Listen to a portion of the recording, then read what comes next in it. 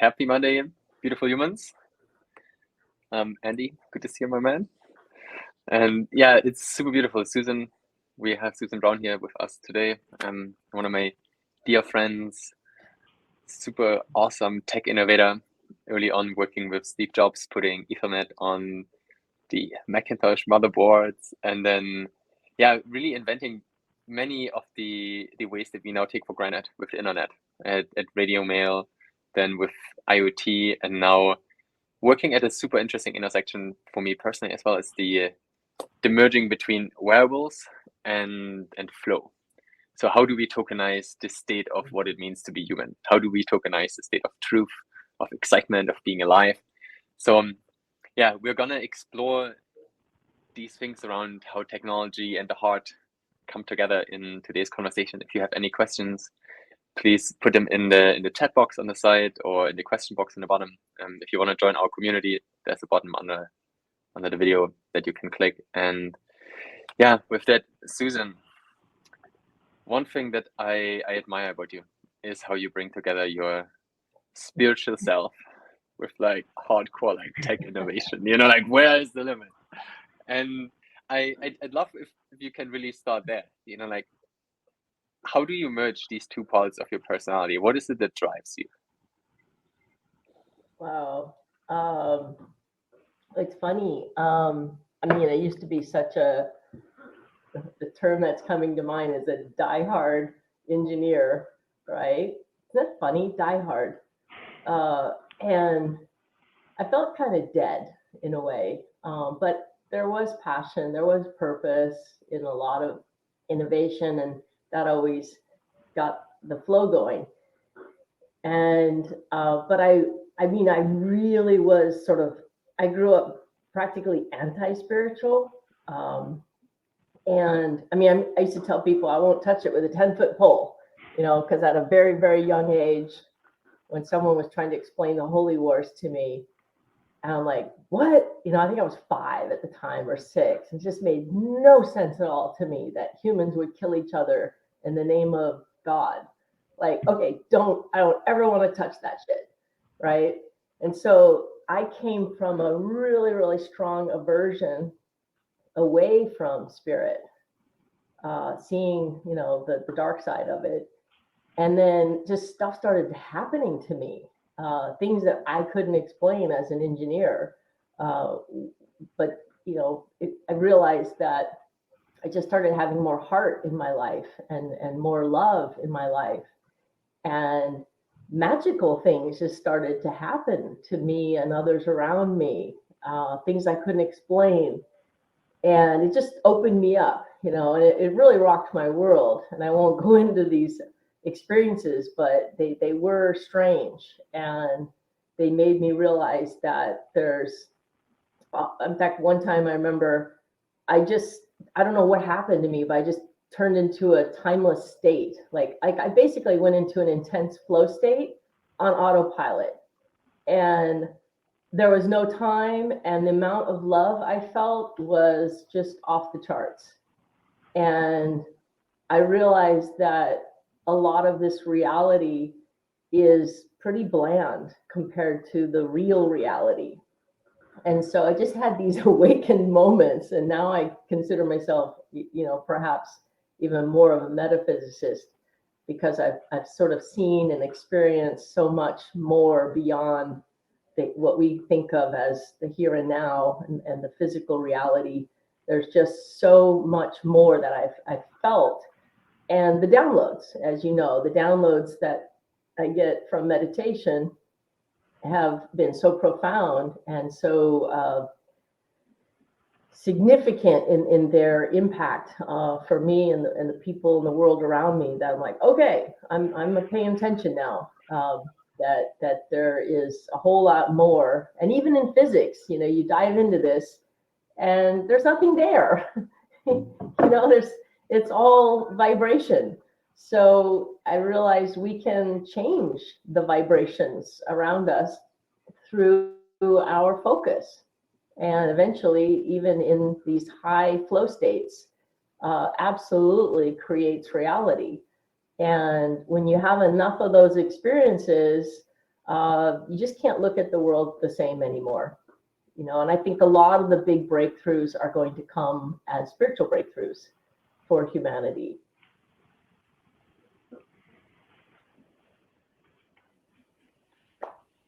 Yeah, I remember the many conversations that you and I had about like also Stephen Kotler's work on flow and how there's basically different ways of how people conceptualize these peak states or non-ordinary states or whatever we want to call it. And some is more sort of like brain chemistry wise, others is more in the, I feel you're very much in the camp of really the magnetic field of the heart. And I mean, you're also you're holding a number of beautiful patents that are informing the technologies that you're creating. And maybe we can talk about this a bit more, the kind of the magnetic field of the heart and how when we get into flow, like what actually happens physiologically and how are we making ourselves attract what we actually desire. Yeah. All right. So we're all vibration, and our thoughts actually kind of create fields of energy. And I believe the reality around us starts to sort of magnetically attract more of the same. And if you can get this going and building the momentum on a particular thought pattern, it gains momentum. And then your heart gets involved. It starts to magnetize the thought with the feeling. And you can really build tremendous momentum in either direction. I like to tell people up or down. You can either head towards, truth, where your heart is filling and you're going to have a win-win experience that's in resonance with everything else, or you can pull yourself away from your true self and start to have more and more negative experiences. Either way, you can build momentum towards what you want or what you don't want. And I have lots of experience with both. Actually, I think we all do. When shit happens, that's just a manifestation of a little too much pushing against and thinking about stuff you don't really, doesn't feel good. So anyway, back to the good stuff.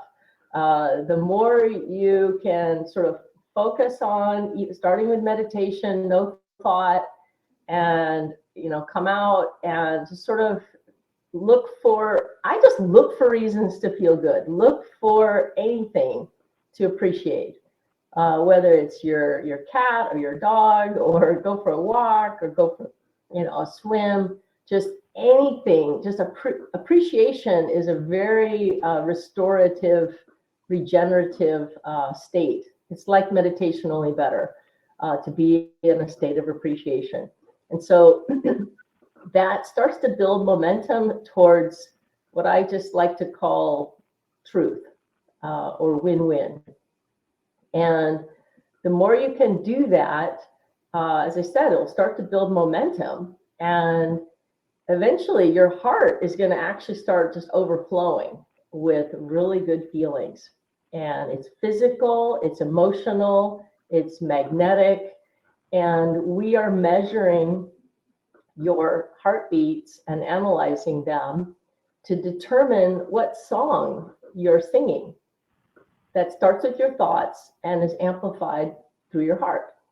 And it turns out the more in love you are, the more allowing you are, the more in trust you are, the higher the frequencies are radiating through your body. And your heart is a great organ to measure your harmonics. So think of it like as you're just being, your heart's beating, and it's actually not like a clock. It doesn't beat, regularly. And so we're looking for the song that your heart is playing. And what are the harmonics of that song? And the higher the harmonics they are, the closer you are in what we call a flow state. And in a flow state, you're becoming one with your true self. you're becoming in resonance. There's actual resonant frequencies, very high frequencies of you with everyone else. And that's why you become this win-win magnetized manifester of attracting that which is of value to you and everyone around you. And so you just are of more value. You have great timing all of a sudden. Things seem to happen for a good reason. Playmates, co-creators, opportunities start to present themselves either, through email or through, you bump into them on the street. I mean, just that's what it starts to feel kind of magical in a good way, where like, wow, what are the odds of that happening, right? Your life starts to seem just very synchronistic, and good fortune starts to just flow your way. So it radiates in a very tangible way, but it's hard to connect the dots. Why? But it just goes together. The more you increase this, what I just like to call frequency, meaning higher harmonics, as evidenced through your heartbeat and your blood flow, and even goosebumps. So if you get goosebumps, that means you just had a cosmic orgasm. A very high frequency just shot through you, and you allowed it because your resistivity went down and your conductivity went up, and you basically became a laser beam or a laser of source energy. And so you just allowed more flow. That's why I love the term flow. It actually really is flow of life force, of life energy. And with it comes just this ease with your life, really starting to go much easier, because flow is a state of no effort. That's what's so amazing. It's like, that's why I don't value effort or sacrifice or even time or even your attention isn't necessarily valuable unless you are in a higher state of coherency. And again, what's coherency? Coherent light is like a laser light, has more power, has more value without trying any harder. It just has it it's inherent. And so that's why we're measuring biometrically humanity at your best and how to, move yourself in that direction. Because I have a new cat, by the way. It's so cute. It's so funny. They bring an amazing resonance with them as well. Yeah, animals are very different from humans. Animals are often in the flow, whereas because they come in with gentler intentions. We as humans, though, have stronger intentions, and so we're so free. We can choose bondage, right? We can be out or in. But cats, dogs, it's hard for them to have a bad day. You speak so much. You speak so much to the sexologist in me, especially when you're talking about the orgasm side as well. And I was very curious about how you actually got into that, I guess, that space of recognizing that connection between mind and body, and that first maybe potential experience of flow, and when that kind of logic just sort of clicked in for you. Yeah, that was interesting. It took me a while to figure this out. And it actually kind of started towards the end of a relationship where I was kind of felt like more negative energy, more disappointment in life. And so I started meditating again because I was just looking for more purpose and meaning in life. And so I started meditating again, and then I just started like getting what felt like downloads. I got real clear when I uncluttered my mind and my heart. I just sort of stopped fighting or pushing against things and just accepted things as they were. And then all of a sudden I just started, I think I was told Tobias, it was like a calling. I actually started hearing messages. Like, whoa, who's thinking that? Because I don't even know what that means. So, I mean, there's a profound awareness that can come when you get real quiet, and that's what happened. And then I just started receiving messages, or in my daydreams or night dreams, and insights. I started just having these ideas, like, ooh, and then I would get goosebumps, like, well, look at that, you know? And I'm like, well, what does that mean? You know? And so I just started putting these little things together and realized, hey, wait a minute, you know, I can feel the difference when I'm feeling on top of the world versus on the bottom. And I know I'm a happier, more valuable person to the whole world when I'm at these higher states of coherency. So, and with blockchain kicking in, this was like almost 4 years ago when I started receiving these ideas. I was like, wait a minute, it just sort of hit me like a ton of bricks. We are the value. We are the value. Why do we have it on this concept of debt and this? Why is the whole world operating off of debt and off of fake money that has no value? Wow, I was sort of amazed that the world was even working when I realized how upside down it was. And I thought, wow, this is an opportunity, and I might get to see it in this lifetime, when humanity realizes that they're all born worthy, every single one of us. And if we could just find our way home to this true self, if we could just figure out how to validate ourselves with I'll just say it, with our God self, with our true self, that's when you're valuable. That's when you're the most valuable. That's when athletes, you know, break records. That's when songs become hit songs, or when anyone does anything that just makes them feel on top of the world as a creator or an artist. That is humanity at its most valuable state. And we have a whole world is taking off right now with NFTs and gaming. The technology is now ready to support the whole world to discover the value inside.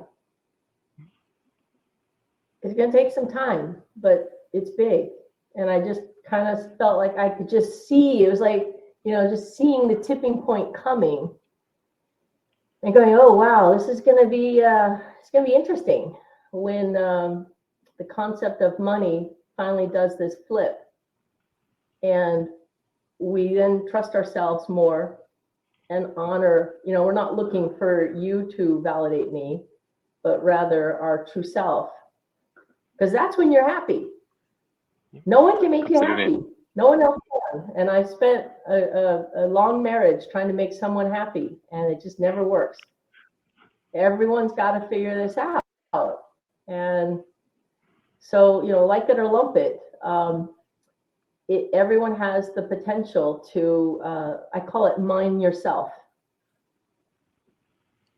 It's really beautiful. I think that's a trademark. Yeah, I want to tie in two things, Susan, because Hannah was saying something in the chat that, you know, writing down 10 things in the morning was a big change for her to basically tune herself into the state of appreciation. And while we're speaking of like mining yourself, and ultimately, yeah, there is like these higher states that we can be in, and it's like, yes, we are the most valuable because we can give. But then also before you were coming on, and I want to tie this in with Faz's comment about an irritation being a catalyst for change. And before we were coming on, you were speaking about it. You're feeling a bit kind of like run down, a bit sick, and asking like, what is the value in that?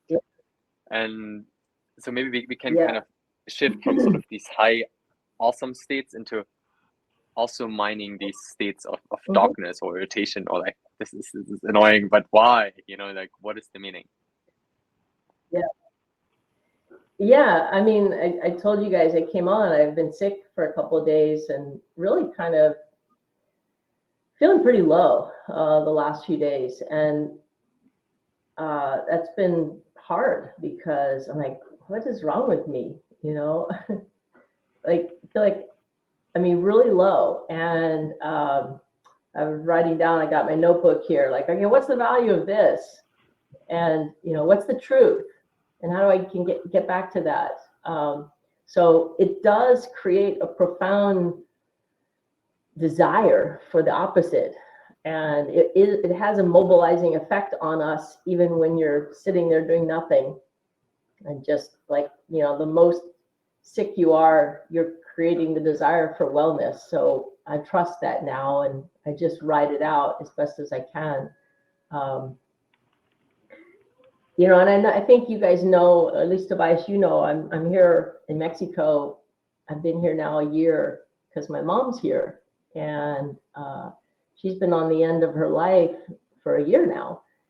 And each day I just kind of realize I think part of why I'm not feeling so well is I'm having a little bit of an existential crisis with her. Like, what's the point? Like, why does she want to still be here? She can't do anything, like nothing. She can't feed herself. She can't sit up.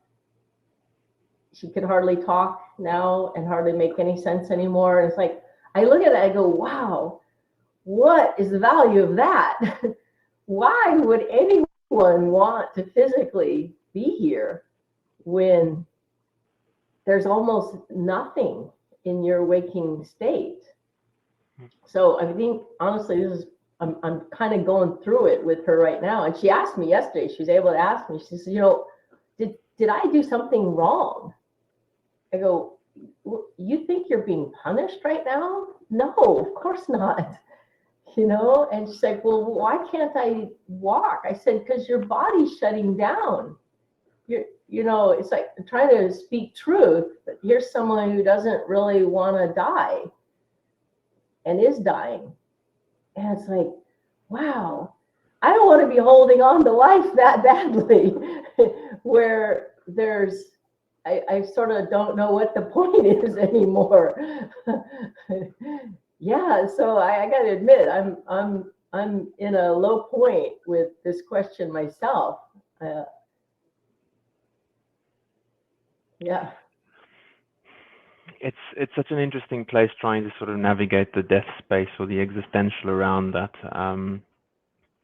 And I went through something very similar with my grandmother, and it brings up so much for us. I mean, facing up to your temporality is also one major question, because you're putting yourself in relation to that person that's in front of you too. But then going back to what you were saying before about, what is the value of this?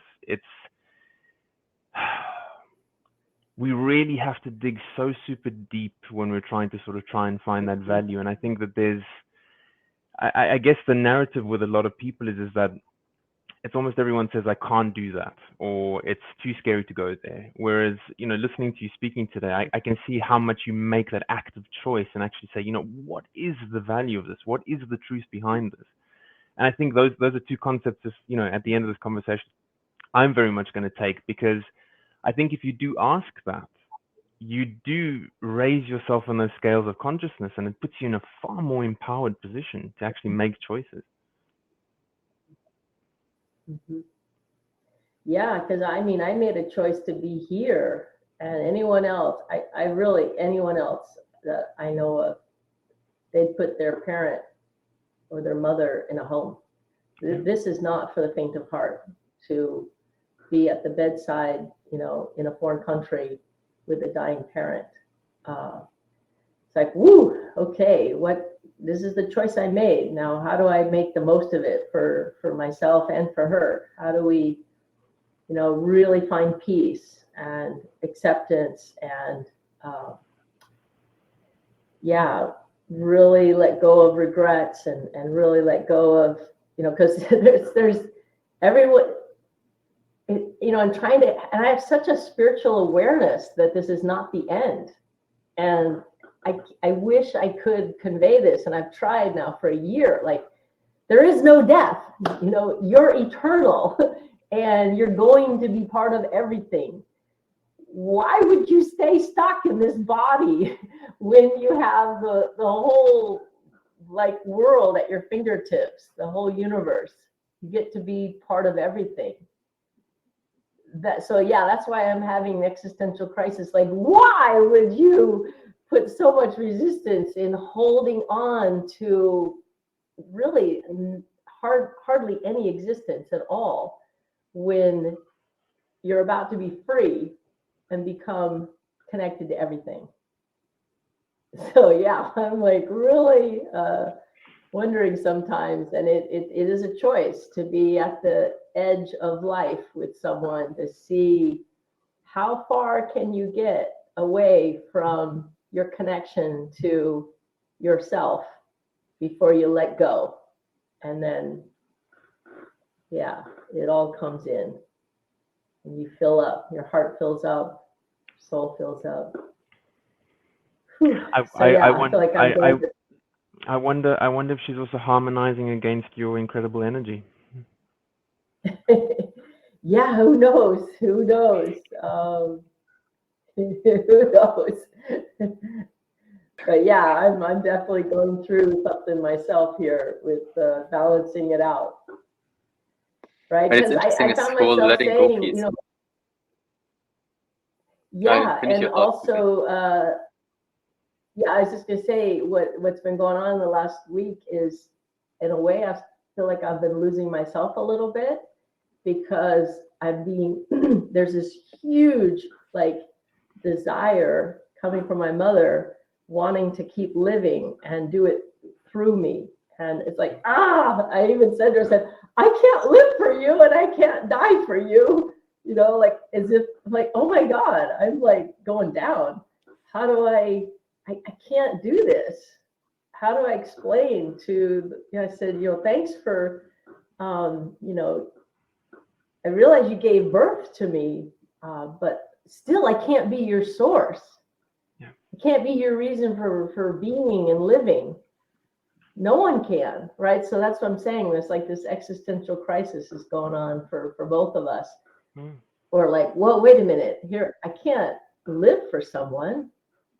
So yeah, you're right on that edge between how do you really love without losing yourself and being the source for someone else who gave birth to you. So yeah, right there on the far edge of life. I think the letting go piece is really interesting. Carlos just said something that's like what you're experiencing similarly happened to him and with his father.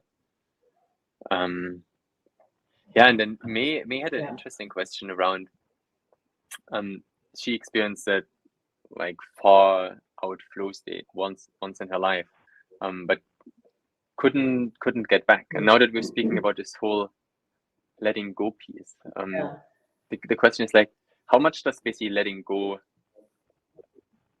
is a prerequisite for actually having these flow states?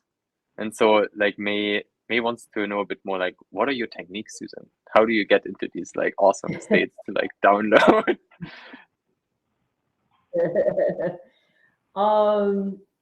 Well, you can't. Letting go is a prerequisite to flow. What in anything that you're doing, whether it's meditation or sports, or because the moment you're holding on to anything, you're not trusting, and it can't flow. You become your own, block. So, various techniques that I use. I try to do first thing in the morning when I first wake up. That's when I find meditation's easiest. If I wait until I'm agitated, it's almost impossible. And so I just try to grab it first thing when I wake up. And sometimes I use guided meditation. I love listening to Esther Hicks. She's one of my favorites. And that it's like a lullaby. It just sort of lulls me into true thoughts. And then I can slow down from there. Or I'm very fortunate. I live near the ocean. I can just go for a walk, put my feet in the water, and just slowing things down. And I have a little kitty still here. I just pet the cat. I mean, it's something super simple. go for a walk in nature or pet your pet. Those are such simple techniques that slow down thoughts and gently start trending in the direction that just feels peaceful or good. And even better if you can start to feel some appreciation and keep going. Someone wrote on the notes here, and I have a notebook open all the time. Writing things that you feel appreciation for is a super good way to get started. Especially if you're not feeling anything or feeling low, just, anything, any little thing, and then just work your way up, because there's a momentum that it starts to build. And I know for me, a lot of times it almost seems to come, I wish it was more, I want to be more deliberate about it, but it just takes a lot of practice. And in the beginning, it might feel random, and that's okay. Just take it as you get it. Music is a great way. Listening to some music that feels really good with lyrics that are uplifting instead of, bringing you down. Yeah, or cooking, just different hobbies, art, painting, just anything that you're interested in that gives you interest. Gardening, I love plants, and just sometimes I'll just go out and water the plants, and so yeah, hopefully those help. Yeah, if you can't do quiet meditation, do an active one, do a guided one. Such great advice. It's something I always put across as well, because I think a lot of people do struggle with just sitting there with themselves and going through that initial phase of chaos. And for me, mine is being on a motorbike, being completely aligned with my mind and my body, and just knowing that at any point death could come. And I think that's always that kind of rebalancing for me, and I find that really, really puts me in my body. So you have your style. Yeah, Tobias, what about you? Yeah, I feel for me, it's road biking in many ways. Playing with my kids. Breath work is a big one for me. Also, exploring physical pleasure in my partnership.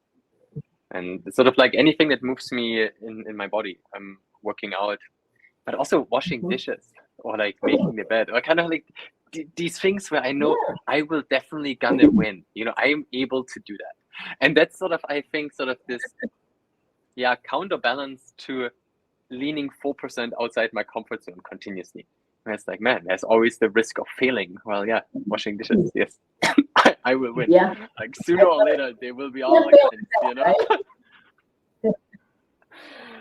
But it's an interesting, because I want to shift a bit towards sort of the economic side of flow, because it's I think in our, let's say, Western world of economics, like things like what we just spoke about, they are not monetizable. Riding your motorbike, feeling fucking amazing, petting your cat, giving love to your child, like all these things are basically, you do it and it makes you feel good, but it's not accounted for.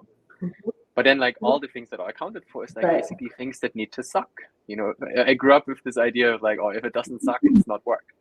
And so that's why I'm so drawn to your approach to, take the inner value, take our body signals and turn it into currency that we can trade. So let's step into this space more. Okay. Yeah.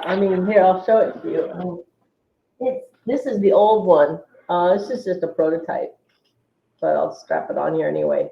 So, it's just homemade. It's not very sexy looking, but, we did it without financing. We bootstrapped it ourselves. And we call it a soul compass. It's a compass for your soul. So the idea is, if you could figure out yourself, right, how to fly walk, drive through life, living more through your heart, then the world will turn inside out, upside right.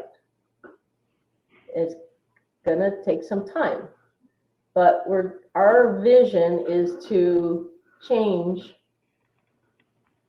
the way we value ourselves and each other. And it's not about social media and how many likes you get and how many followers you have. That's validation from others. And that actually can pull you away from your true self.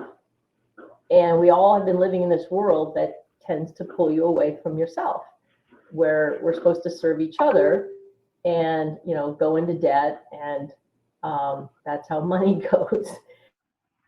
And so, like, wait a minute. How about, what if money or currency came from a state of love, of joy?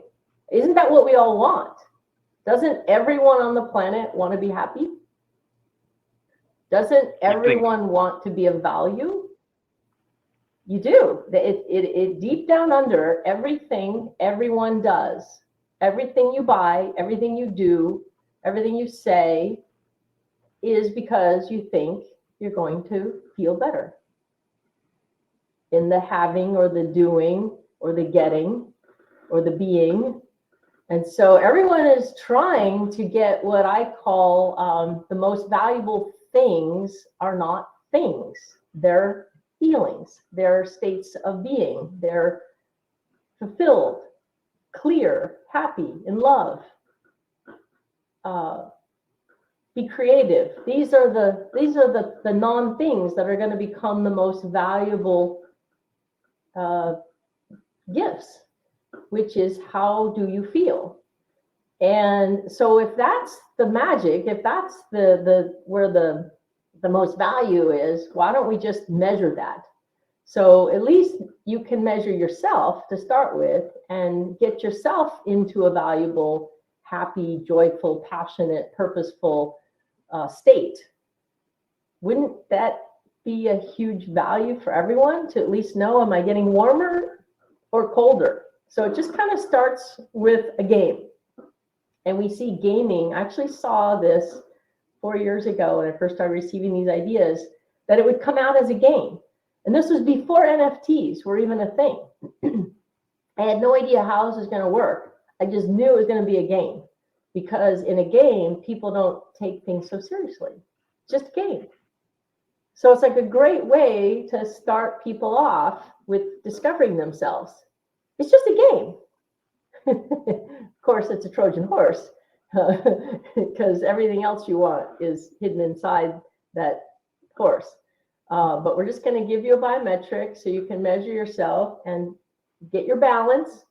It starts with balance, alignment, right? Because you don't just go from 0 to 100 overnight. You got to learn how to get your balance back and feel aligned. And then, believe it or not, you get to a tipping point, which is called boredom. If you're really bored in life, that's actually a good place. Because right above boredom is contentment. You can reach contentment, and it goes up from there. Above contentment is hope and belief and happiness and joy and some clarity and purpose and passion and bliss and love. Like, all those things come after boredom. And we're measuring these things. We can now measure your trending. Are you going up or are you going down? And if we map this to, let's say, an NFT, let's say you hit the high point, you're in bliss for so many seconds, or you're in love, or you have clarity, and make it last longer. And maybe you're in meditation. Doesn't matter how you get there. We talked about different ways. The idea is to discover yourself and then reward you with a token, with an NFT, each time you hit the high points and each time you improve yourself, because we're also making the game so it's relevant to every person. So we're not comparing you against me. We're just, it's you and you. And are you becoming a better person? Are you becoming more fulfilled in life? Are you following your bliss? Are you following your heart? Or are you confused? And then the more you figure it out and move in this direction of what we call your true self, the more coherent you are, the more in resonance you are. And the beauty of this game is the higher you go and the more resonance and the more coherency you achieve, the more you are win-win of value to everyone, not just yourself. So at the end of the game, it's this win-win state of everyone wins.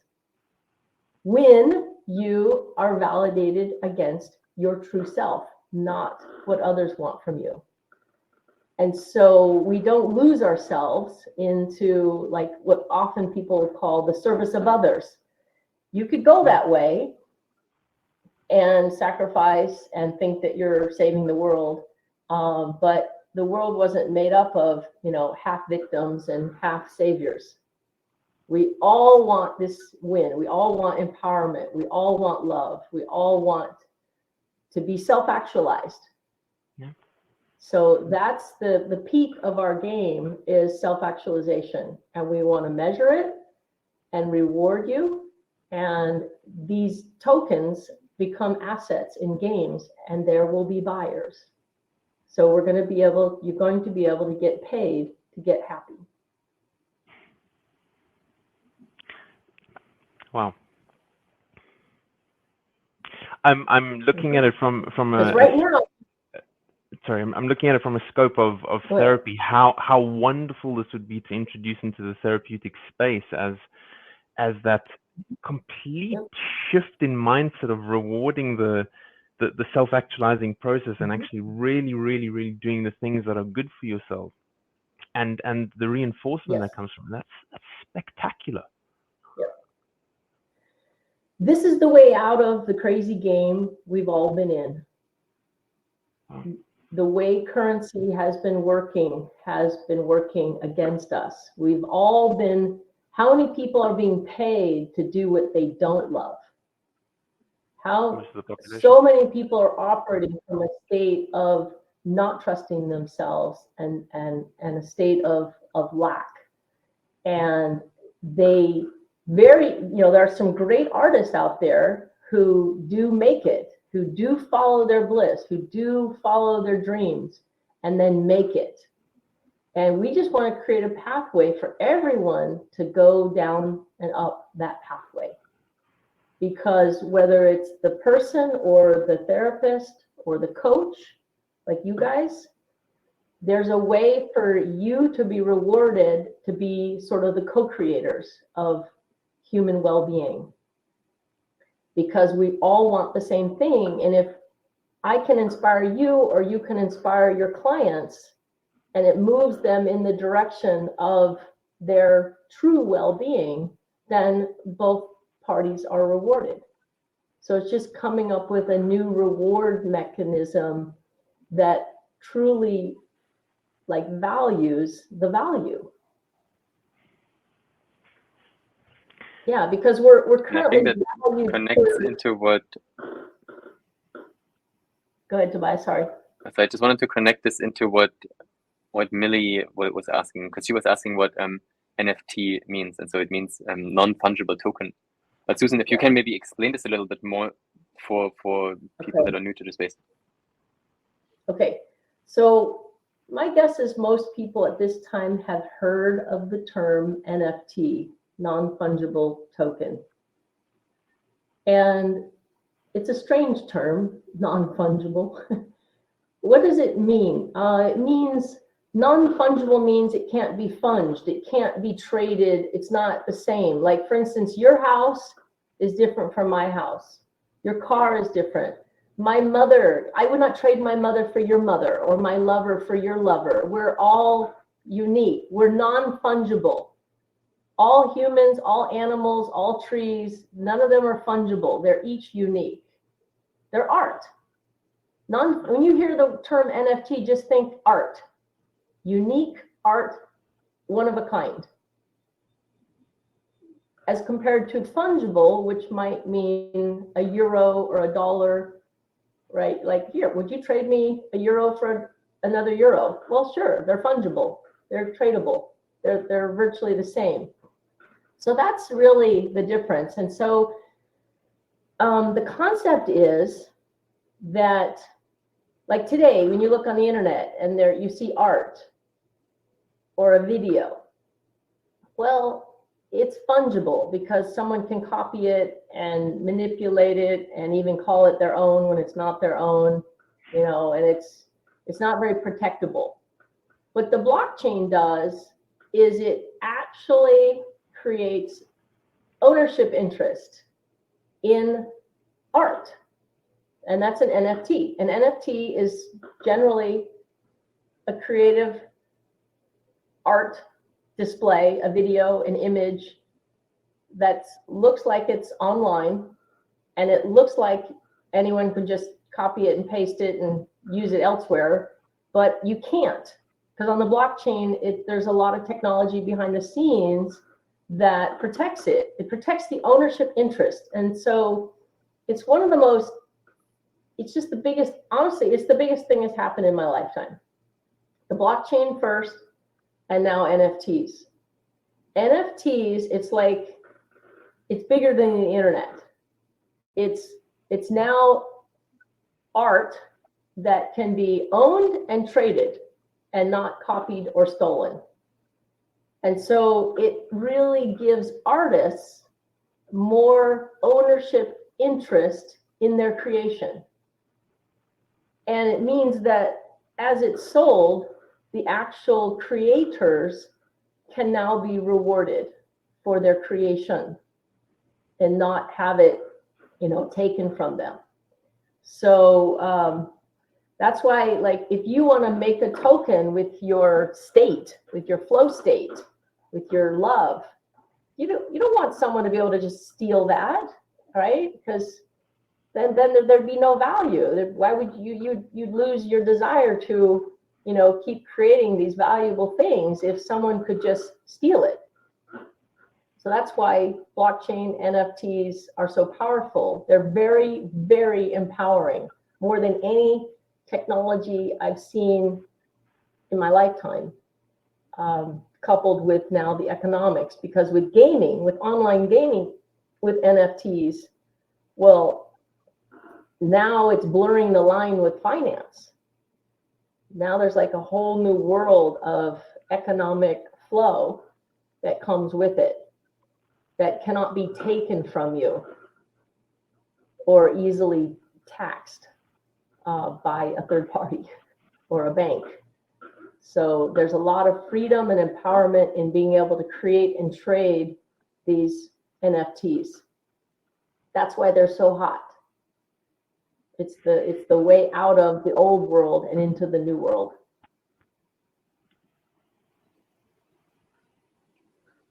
And I think that's an interesting piece, and I just wanted to highlight, because you said that earlier, that our fiat currency right now is based on debt, while the NFT model is based on effectively bootstrapped inherent value. Mm-hmm.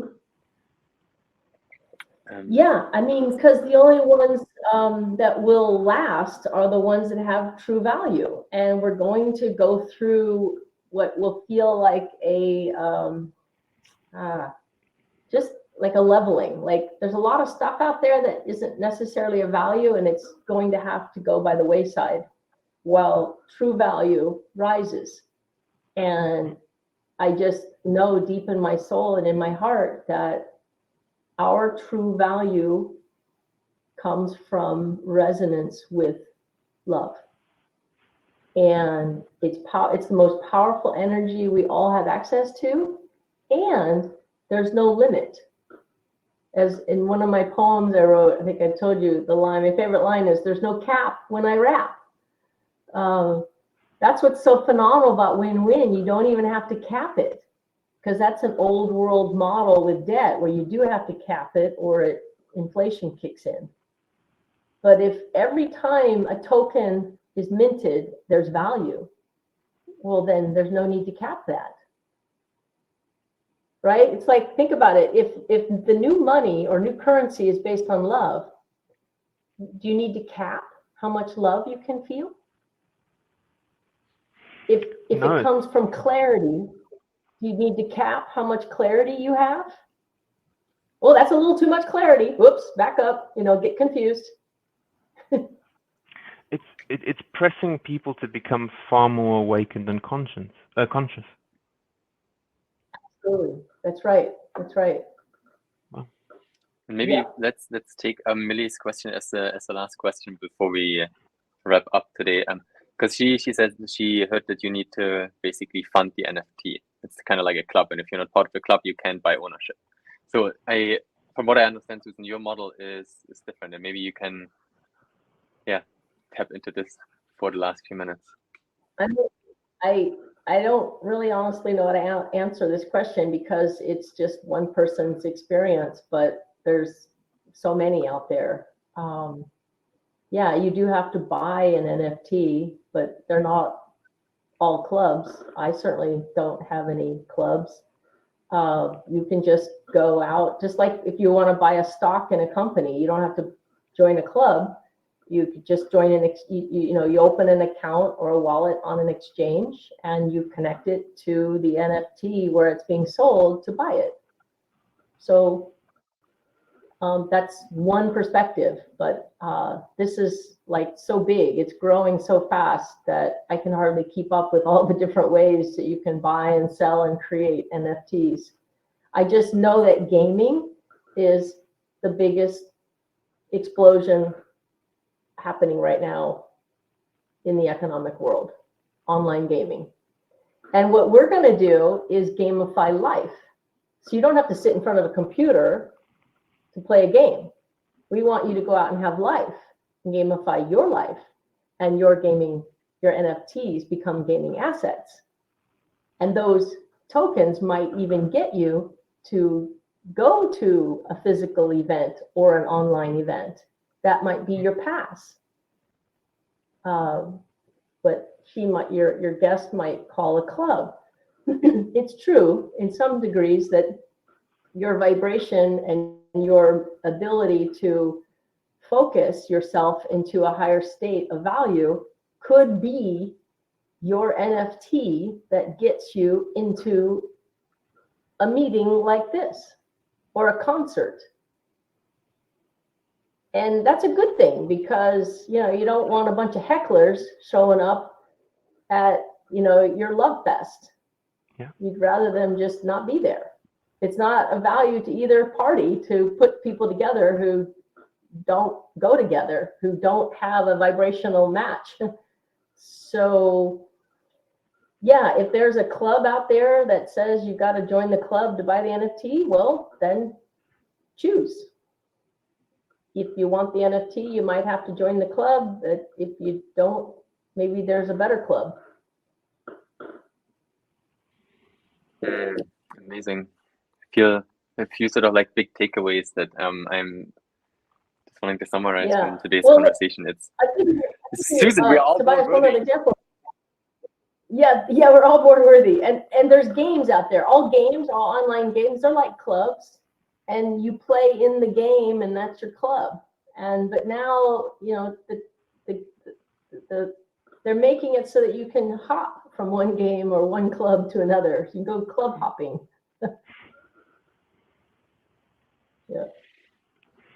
Yeah, and I think like it's also a big takeaway. It's about presence. That it's about slowing down and becoming more present to actually step more into that space of flow.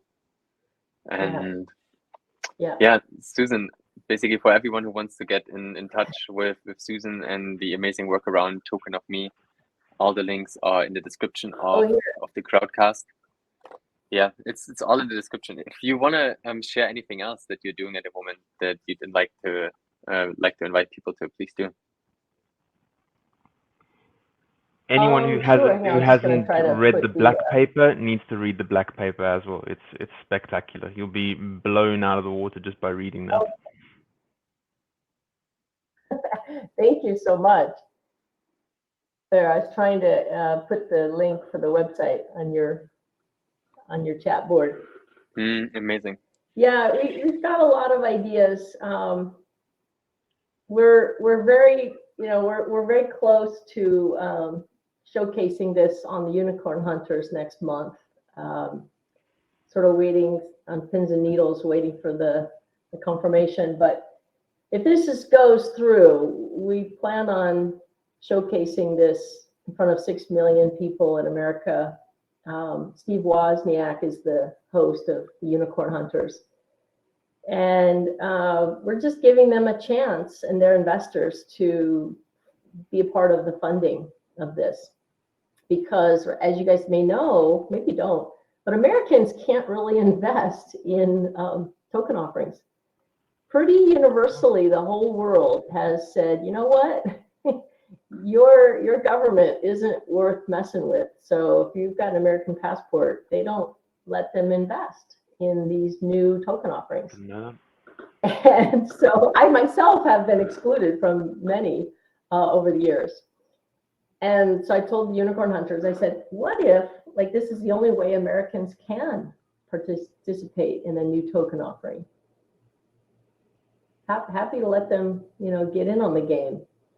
And, we want to create like a treasure hunt. We don't just want any investors. We're going to create an online treasure hunt for them that they have to, figure out in order to get to the buried treasure. And the buried treasure is, of course, you. It's one way to test commitment. So we're gamifying the pathway to be in on this, because you have to be a little crazy to go down this rabbit hole with us. We're gamifying the true value of humanity, and this puts a lot of things out of business. Yeah. I don't doubt that this is going to manifest. It sounds spectacular. Amazing. Suzan, thank you so much for being with us. Well, thanks everyone for being here. Thank you very We'll see much. each other again next week. If you want to join the community, just click on the button under the video, and lots of love. It's the biggest sport in the universe. Be well. Yeah. See you soon. Bye-bye. Thanks, you guys. Take care. Bye. Bye.